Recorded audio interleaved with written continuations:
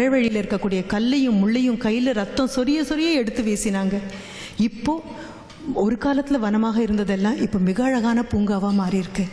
அவங்க அத்தனை பேர் மனதிலையும் நீங்கள் நிற்கணும் அப்படின்னா சில விஷயங்களை நான் உங்ககிட்ட பகிர்ந்து கொண்டு தான் ஆகணும். உங்களுடைய மிகப்பிறந்த உலகத்தில் என்னுடைய ஒரே வாழ்த்து இதுதான். மிக அற்புதமான மகோன்னதமான தோல்விகளை நீங்கள் சந்திக்கணும். மாற்றி சொல்லிட்டேனோன்னு சந்தேகம் வரலாம். வெற்றி அடையணும்னு சொல்கிறதுக்கு பதிலாக தோல்விகளை சந்திக்கணும்னு சொல்கிறாங்களே அப்படின்னு. இல்லை, தோல்வி மிகவும் அழகானது, தோல்வி மிகவும் சுவாரஸ்யமானது.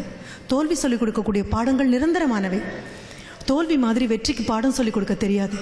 வெற்றி போதை தரும், வெற்றி கிளுகிழுப்பு தரும், வெற்றி கிளர்ச்சி ஓட்டும், வெற்றி கால வழுக்கி விட்டுடும். பயம்,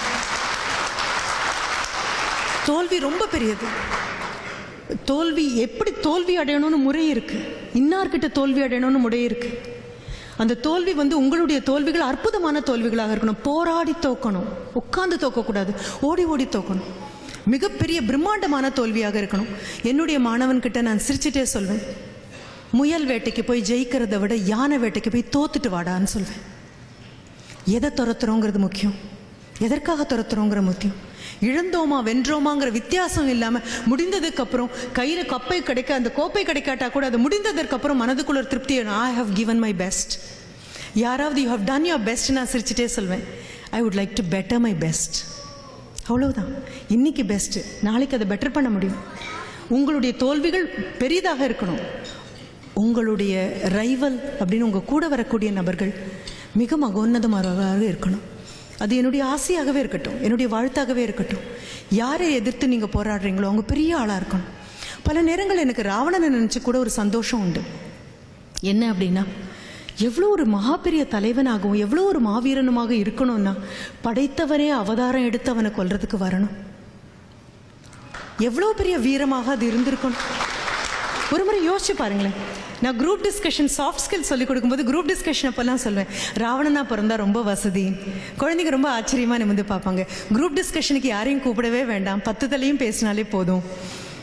ஆனால் அந்த 10 தலை அப்படிங்கிறது எவ்வளோ பெரிய விஷயம். பார்வை எவ்வளோ விசாலமானது, எவ்வளோ மகோன்னதமான ஒரு எதிரியாக இருக்கணும். ஆக நமக்கு கிடைக்கக்கூடிய எதிரிகள் எல்லாம் நல்ல எதிரிகளாக இருக்கட்டும்.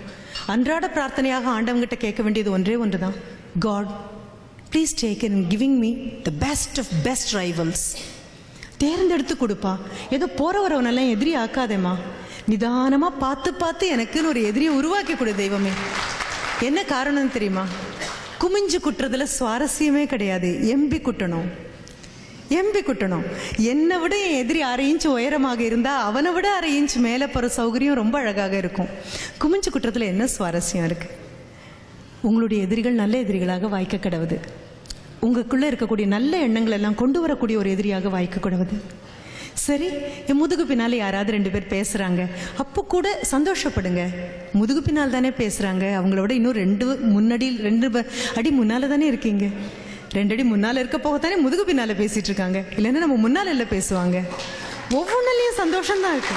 யாரும் இல்லாத எனது தன்மை எனக்கு மிகவும் பிடித்தமான ஒன்றாக இருக்கும். செலிபிரிட்டிஸை பார்க்கும்போதெல்லாம் பயமாக இருக்கும். செலிபிரிட்டிஸை கொண்டாடும்போது இன்னும் பயமாக இருக்கும்.